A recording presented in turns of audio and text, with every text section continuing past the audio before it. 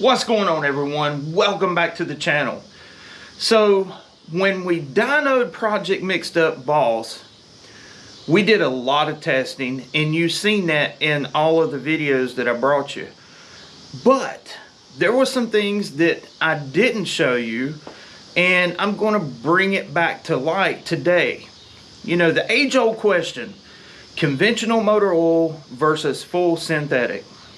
Let me give you a play-by-play of how this come about. When I first put the engine on the dyno, we had some oil in the engine that we initially fired the engine up with. We let it get up to temperature, drained it out. Checked the filter, looking for metal.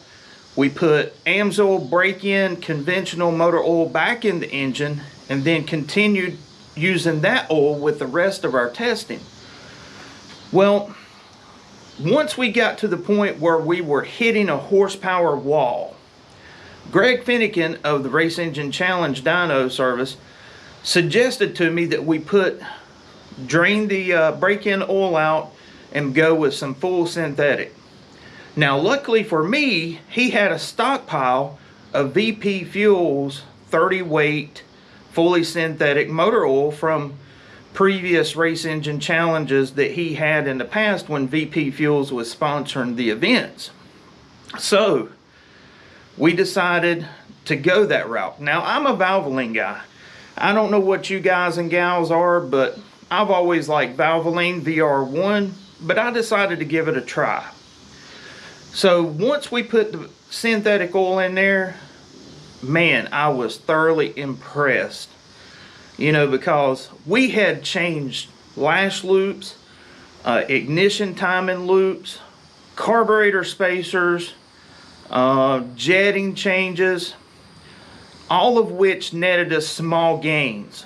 So watch this, and then you be the judge of whether you should be sticking with your old conventional motor oil or make the switch to fully synthetic. I'll let you be the judge. Okay, so we got the oil changed. We put in the VP synthetic oil. We're getting ready to make a pull. Dennis is getting ready to do it. We've got the temperature up. And just so you know, we're not pulling any kind of like trying to run it at 120 degrees. We're trying to run it at 160. You see the oil temp there. Correction factor is 1.03. So basically 3%. We've got, this is the weather conditions that we have right here. So, ready? Stomp that loud pedal.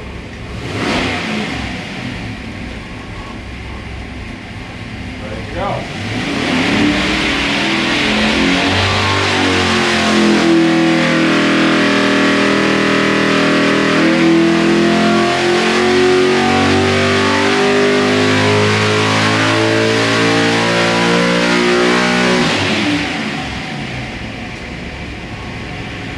And let's see what it is, because we've been stuck at about 690, yeah. But that's actually it's a new best torque, and it'll be better when the engine oil warms up a little bit more. Yeah. There's a chance of horsepower. Yeah. So you wanna look at the previous one? Let's look at the last run that we just did. There you go. Yeah. So that's friction. That's internal friction, man. So this is conventional. That's synthetic. Break-in oil. Yeah, that's break-in oil right there. So that's important to note, but that's the difference. Want to run it right away?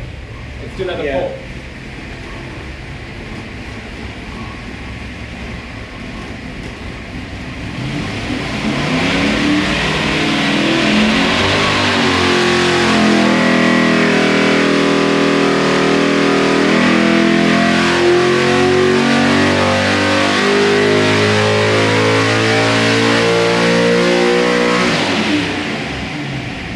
It was even better. A little warmer oil. 691.9. There we go. Best so far. Yeah, 595. Yep. That is definitely the best overall. Look at that. Picked up everywhere. And that is reduced 692. 691.9. Yeah. Fuel ratios are decent. Yeah, they're in the ballpark. They're in the ballpark. Come on, one more pull and see what One more happens. pull and we're going to call it. We're going for the gusto. This is it.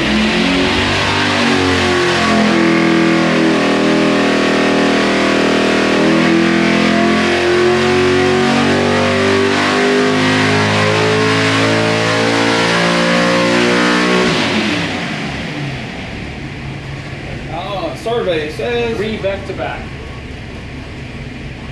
Same thing, 691.9. I mean, talk about repeatability.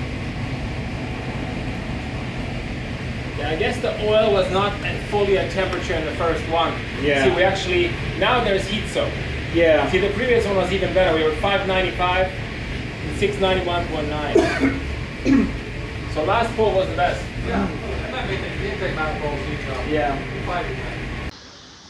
So what'd you think about that? That was pretty awesome, right? At some spots we were up like 12 horsepower over the conventional motor oil. Now that is impressive from just swapping motor oil. I'm just being serious with you, because carburetor spacers didn't really net as much gain as that. But when you think about it, you know, where is that friction? It's all due to friction loss with the synthetic oil, and that's all in your valve train. The bottom end really shouldn't have any frictional loss other than the rings themselves, because your bearings are floating on a layer of oil, right? So, you know, I thought that was an interesting test. Another thing, and I don't have video of this, but it was super cool to do. We used 93 octane fuel for all of the tests, but we tested fuel from 3 different locations: Amoco, a Costco, and Shell. And believe it or not, they were all super repeatable, and the horsepower and torque lines completely overlined themselves. Because I've always wondered, well, the truck seemed to be running good after I got gas at this particular gas station. Does it matter? End of the day, no. 93 octane is 93 octane as long as it's good gas and it's not old and bad. Huge shout out to Greg Finnegan and Dennis from the Dyno, because let me tell you something. When we're doing this type testing, looking for small increments in power, your testing procedures are everything. Making sure that your oil temperature is consistent along with your water temperature. That way that you know that you're not getting variances on that other than the part that you're actually trying to test. So I hope you got something from that. And the next time you're looking for some power, put some synthetic in it. Till next time, this is Andy from Unity Motorsports Garage. I will catch you later.